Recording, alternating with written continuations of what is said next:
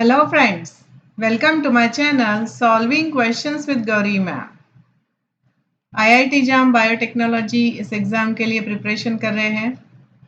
आपने देखा है चैनल पर इस एग्ज़ाम के प्रीवियस ईयर के क्वेश्चन पेपर से लिए हुए बहुत सारे MCQs, more than 100 MCQs already solved with all the options explained in very well manner.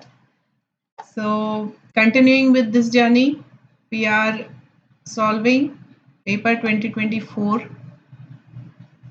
Last year के पेपर से लिया हुआ MCQ हम सॉल्व करने जा रहे हैं। यहाँ पर मेरा व्हाट्सएप नंबर शेयर किया हुआ है, कमेंट डिस्क्रिप्शन बॉक्स में भी है।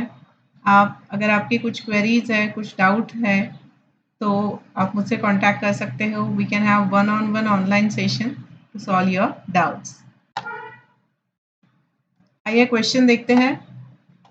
आज का क्वेश्चन है which one of the following is present in a bacterial cell?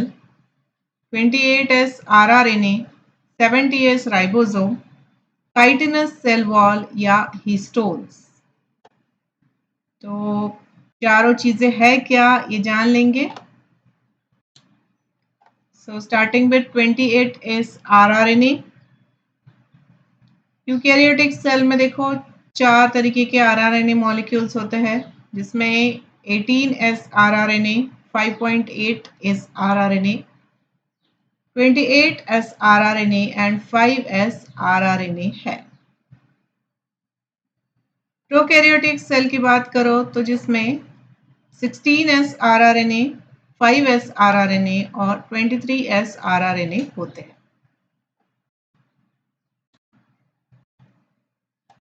70S ribosome कहाँ पर है देखो।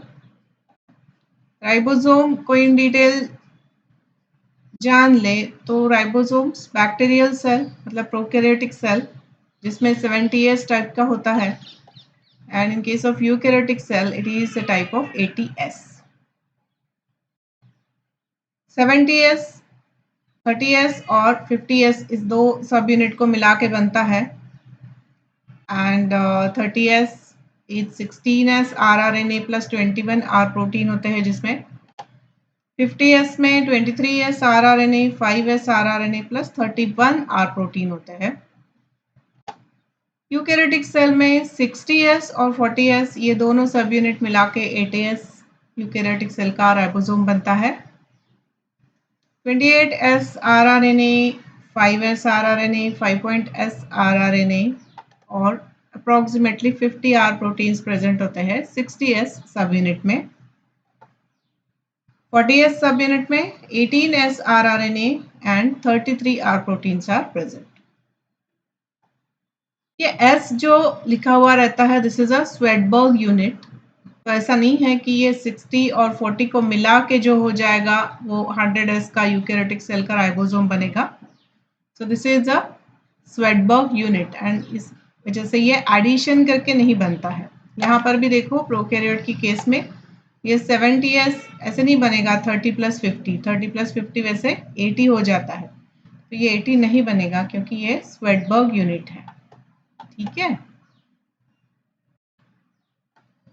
इसके बाद जो ऑप्शन दिया है वो है देखो काइटिनस सेल वॉल, जिसमें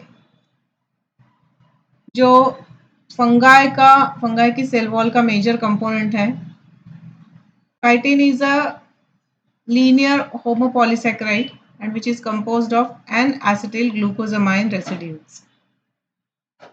Chitin is principal component of hard exoskeleton of arthropods, insects, lobsters, crabs. इनकी जो hard exoskeleton होते हैं उसमें chitin होता है, and this is the second most abundant polysaccharide in nature.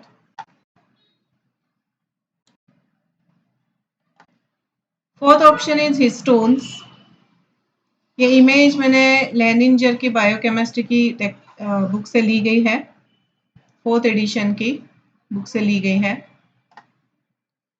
Histone की इमेज है ये, जहाँ पर ये बीच में हिस्टोन है उसके अराउंड ये डीएनए रैप किया हुआ दिखाई देता है, जिसे हम न्यूक्लियोसोम सोलेनॉइड मॉडल के नाम से जानते हैं। दो न्यूक्लियोसोम के बीच में जो डीएनए है that is a linker DNA of nucleosome.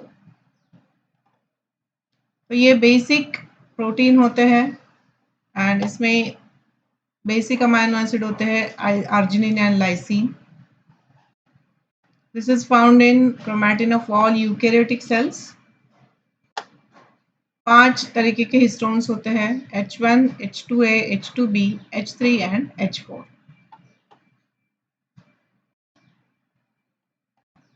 तो पूछा है which one of the following is present in a bacterial cell. तो ऑप्शन बी इस क्वेश्चन का सही आंसर बनता है. बाकी सब चीजें जो है वो यूकैरियोटिक सेल में पाई जाती है. ठीक है, तो चलिए इसके साथ आज का वीडियो यहाँ कंक्लूड कर रही हूँ. चैनल को देखते रहिए, इसी तरीके से एमसीक्यू सॉल्व करके दिखाए हुए वीडियोस आते रहेंगे. आपके फ्रेंड्स के साथ शेयर भी करिए और चैनल को सब्सक्राइब करना, बेल आइकॉन दबाना बिल्कुल मत भूलिए ताकि जैसे ही वीडियो पब्लिश होता है आपको नोटिफिकेशन मिल जाएगा. All the best for your preparation. Thanks for watching.